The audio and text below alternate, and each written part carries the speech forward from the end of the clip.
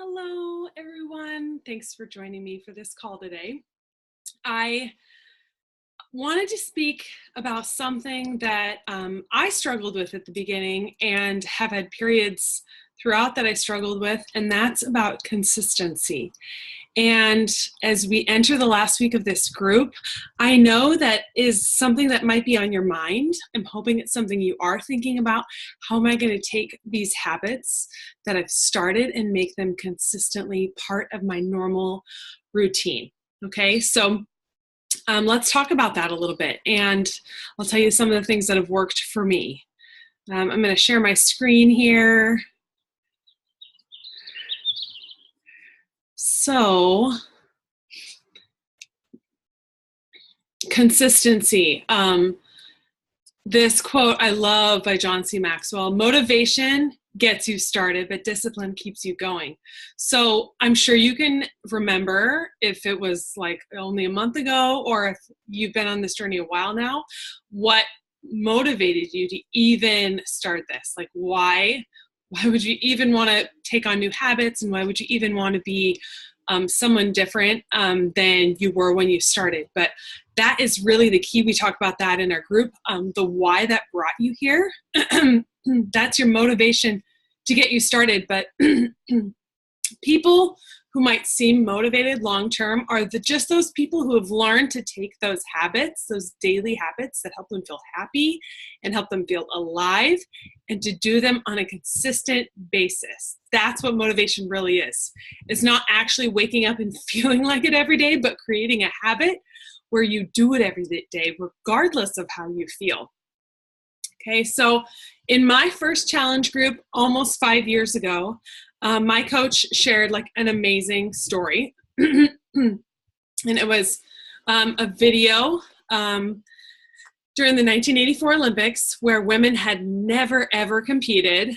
And this is about somebody who really, really learned how to stay consistent and to show up no matter what, regardless of the obstacles. And sometimes when we do this sort of thing, it's like people give us excuses like, oh, it's okay, this and this and this happened in your life, you can fill in the blanks.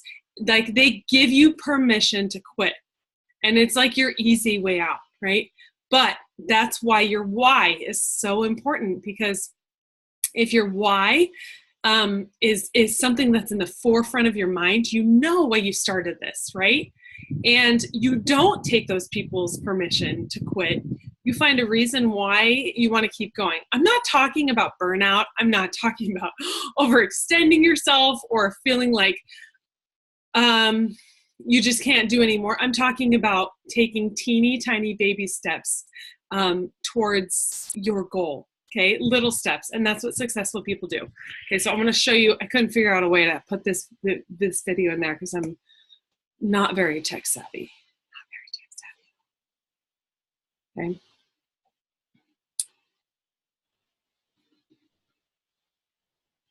All right, so we're going to watch this video here. My big worry was the heat, the humidity. You just try to put it aside and just concentrate on your race. My head and everything was still functioning. I knew where I had to go, and through dehydration, your body cramps up.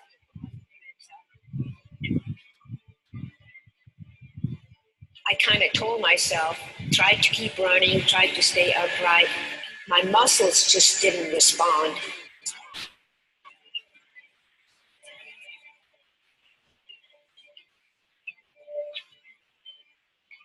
I knew if I would stop or sit down, that would be the end of it.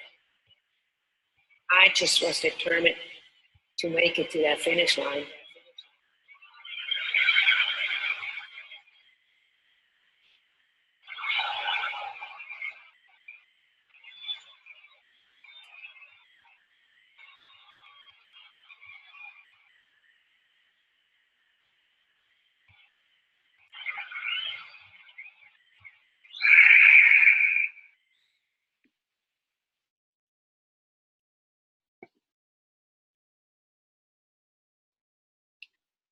So did you notice in that video how people were passing her on the left side? She was not the winner of this race. Her name's Gabriella. I don't even know what medal she received. It's honestly not important in my mind because she never ever gave up. And she knew that about herself when she says, I knew that if I stopped and I sat down, I'd never be able to get back up again. She knew that about herself. She knew she had to be consistent. She had trained for this, but her muscles were just like plain giving out, right? She had nothing left and she didn't have that far to go, but given how far she had already come, she just had to see it through to the end. That story is so powerful to me. It's extreme, I know, but I think back to where I was at that point in starting on these positive changes in my life. And I think back to her and I kind of tie it right to that memory of where I was. And, and I love returning to that because there are, countless stories like this out there of people who just never gave up and why they felt like it was so important for their life to keep going. So something I read about in one of the books I read recently was how it's easier to pick up a new bad habit. It's easier to pick up a new good habit than to stop an old bad habit. So a new good habit you could incorporate in your life is maybe exercise or drinking more water instead of necessarily trying to get rid of the bad habits first. But I also know that people often think about all the things that they think they're going to lose by making positive changes in their life. I know that because I felt that, and I get messages about that all the time. It's too hard.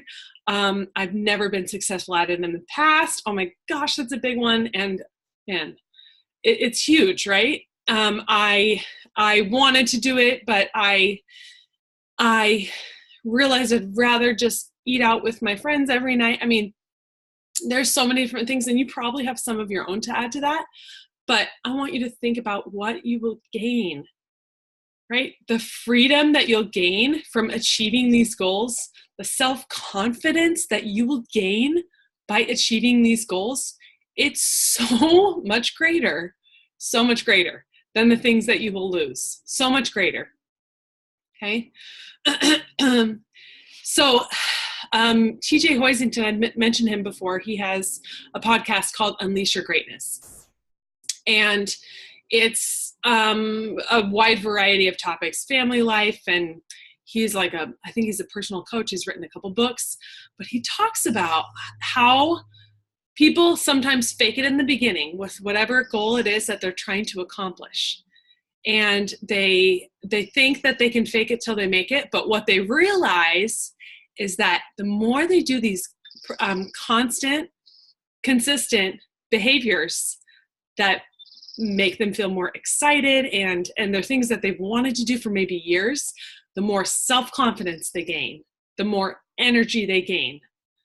They have this hunger to never, ever give up because they're probably seeing progress at that time, whatever goal it is. I'm not just talking about physical goals. Maybe it's that you notice that you have less negative thoughts than you used to. And they have this feeling of being like alive, excited. When you get up in the morning, you want to get out of bed. You want to, you have ideas and thoughts with more clarity than you never, ever did before. That is a huge one for me, huge one, right? As a mom and trying to manage lots of emotions of small children, that is a big thing that I've gained from being in challenge groups long-term. And being a coach long-term. And the interesting thing I've seen is that when people do this more for themselves, they start to gain this last part, an excitement to help others. It's like contagious. They can't even help it. They just want to shout it from the rooftops. And not everybody's going to listen, and that's really not the point. The point is that you've changed. The point is not that you're necessarily changing people's lives, although that is a silver lining that is amazing and so rewarding. The point is that you've changed, and that's how you can help other people. Okay, so actually I want to go back. I just love this book. I love it. I love it. I love it. Girl, Wash Your Face by Rachel Hollis. So on that note, this is just something I read in her book this morning. Friends, it's not about the goal or the dream you have. It's about who you become on your way to that goal. So as you are failing through things, like failing, I say that not to put you down. I say that like maybe you've tried something and it's not working, or maybe, you know, you have a goal and you're taking all these little baby steps to get there and you're like, nope, that doesn't work, discard that. Nope, that doesn't work, discard that. Oh, yep, that works, I gotta keep doing that. That works, I gotta keep doing that. That's gonna help you to be consistent. There are so many times that you're gonna wanna give up and that you're going to want to, you know, rationalize and justify why it's no longer important when it totally was in the beginning. Your why was important in the beginning. I love to write things down in my house to remind myself of my initial goal. So I have something on my fridge that says, see if I can remember it word for word. You can't eat that. Hold on. It's something about food. See, now I'm drawing a blank, pregnancy brain. Basically reminding myself that I can eat anything that I want, but I choose not to eat that because I want to live a healthy lifestyle. I'm not perfect at that, but I've come so far from where I started, so far. So that's how I know there's progress, okay? So I want you to be thinking about those baby steps you've made, baby steps in the last 3.5 weeks, and pat yourself on the back for that, because those are big steps.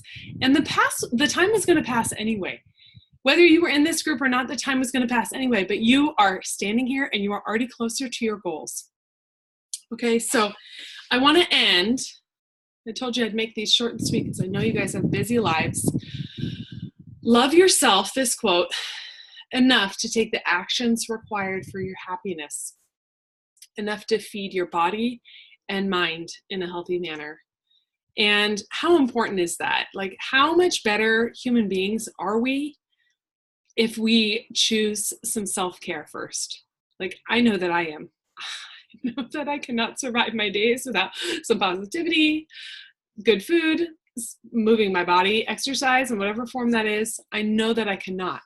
And I also know that I'm so much happier and better as a mom when I have positive women around me, which is why I am so passionate about being a coach and so passionate about passing it forward to other people, because it has changed my life completely, 100% changed my life. So I want you to think about that. I want you to think about those actions that are going to make you happy and are going to make you want to keep going when you feel like you're up against a brick wall, when you feel like your motivation was there, it's totally gone now, and what are you going to do to continue this long term? Okay. You're going to show up even when you don't feel like it. Okay. You are going to continue to surround yourself with positive people. You're going to feed your body good food like Shakeology and a wide variety of food that is going to give you mental clarity. It's not me. It's not my own wisdom. It's totally proven that the more junk you eat, the worse you feel, body and mind. Okay. And you're going to read positive books. You're going to exercise, because those are the things that are going to help you to feel like the true, authentic, happy person that you are meant to be, that you are meant to be. That person's already inside of you. And I know that you have glimmers of that. And I already see it in all of you. I do. I just feel like, at least for me, I totally lost that. And it was after my second baby was born, and I was so overwhelmed with life. And I just felt like I didn't know what I was going to do. And that's why I had to make the decision to become a coach, because I needed something to hold myself accountable. And I needed people around me, and I needed positive vibes around me, and I needed more happiness around me. So I think what you're doing by even saying yes to this group. Like that alone should be a sign to you that you're in the right place, that you're doing the right things, that you want more, that you want to feel like your true, authentic, happy self that you're meant to be. So give yourself a congratulations even for that. That is huge. That is a big, big deal. Okay. I would love to connect with each and every one of you over the next couple of days and just chat about what your goals are going forward and how I can support you in that. You're amazing. Please, please enjoy your day. I hope to hear from you soon. Bye-bye.